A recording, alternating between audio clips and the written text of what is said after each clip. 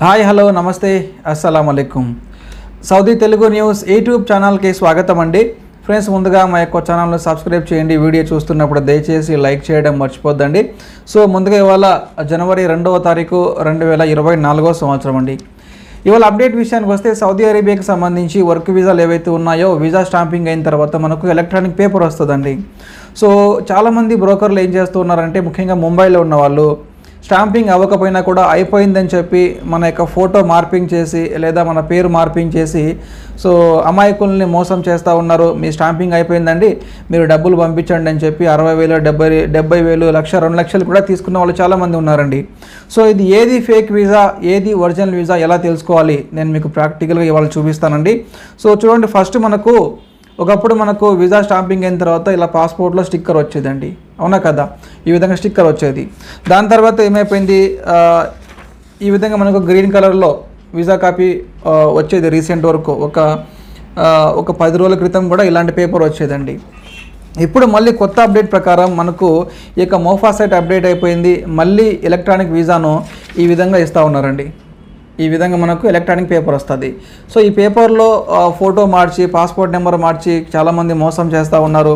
కాబట్టి దీన్ని ఎలా గుర్తించాలంటే సింపుల్ అండి. ఈ వీసా వెనకాల కింద మనకి ఇలా QR కోడ్ వస్తుంది.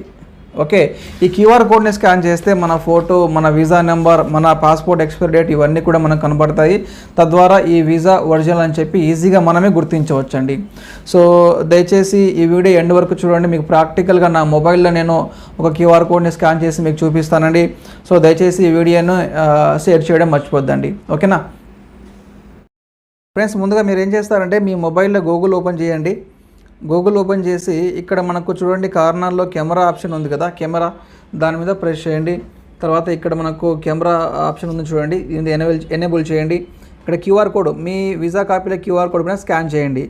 స్కాన్ చేస్తే అది ఇక్కడ visa.mofa వచ్చింది కదా, దాని మీద ప్రెస్ చేస్తే మీ వీసా పేపర్ అనేది ఓపెన్ అయిపోద్ది. సో దీన్ని నేను కొంచెం ఆయన ఫోటో చూపించకుండా బ్లర్ చేస్తూ ఉన్నాను, ఎందుకంటే పర్సనల్ కాబట్టి, ఓకేనా? సో ఈ విధంగా వచ్చినప్పుడు ఇక్కడ చూసుకోండి, వీసా నెంబర్ వస్తుంది, ఆయన ముస్లిమా నాన్ ముస్లిమా వస్తుంది, పాస్పోర్ట్ ఎక్స్పైరీ డేట్ వస్తుంది, ఇండియన్ డేట్ ఆఫ్ బర్త్, ఇవన్నీ కూడా మనకు కనబడతాయండి. ఈ విధంగా మీరు కూడా చాలా ఈజీగా చెక్ చేసుకోవచ్చండి.